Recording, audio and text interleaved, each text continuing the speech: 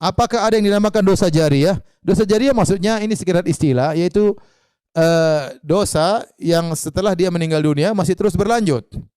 Contoh, seorang membuka akun di Facebook atau Instagram, isinya dia upload film-film porno, gambar-gambar porno misalnya. Kemudian dia meninggal ketabrak mobil. Setelah dia meninggal, orang masih ngelihat terus. Dia sudah meninggal, akunnya masih jalan. Followernya bertambah misalnya, dosanya jalan terus. Itu pernah terjadi, saya pernah dengar ceramah seorang syekh, dia cerita. Jadi ada seorang lelaki, kawannya, langganan membeli di suatu website pengedar video porno. Setiap ada video baru, dia kirim ke email. Kemudian orang itu ngelingkan ke temannya. Temannya ini yang sering terima, dia nggak bayar, dia cuma numpang gratis nonton video porno. Satu hari, tiap hari linknya datang terus. Satu hari dia cari temannya, ternyata temannya itu sudah meninggal. Sementara linknya terus apa? Jalan. Itu contohnya dosa.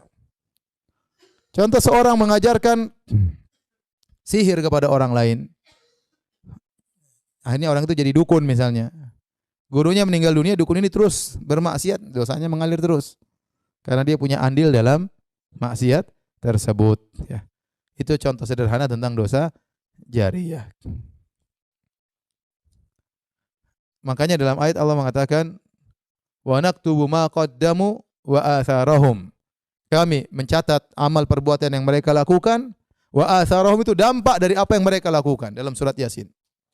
Kalau dampak kebaikan dicatat kebaikan, kalau dampak keburukan dicatat apa? Keburukan. Maka orang kalau sudah mengajarkan keburukan sama orang, dia tobat kepada Allah daripada nanti dosa jariyah terus mengajarnya. Kenapa? Sama kalau seorang mengajarkan kesesatan, mengajarkan pemahaman yang sesat, mengajarkan bid'ah, mengajar akidah yang sesat. Kalau ternyata itu kesesatan, maka dia menanggung dosanya.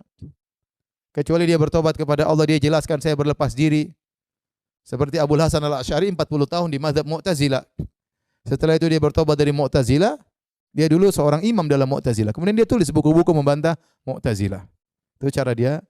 Illadzina tabu aslahu wa bayyanu. Kecuali orang yang bertobat, memperbaiki dan menjelaskan.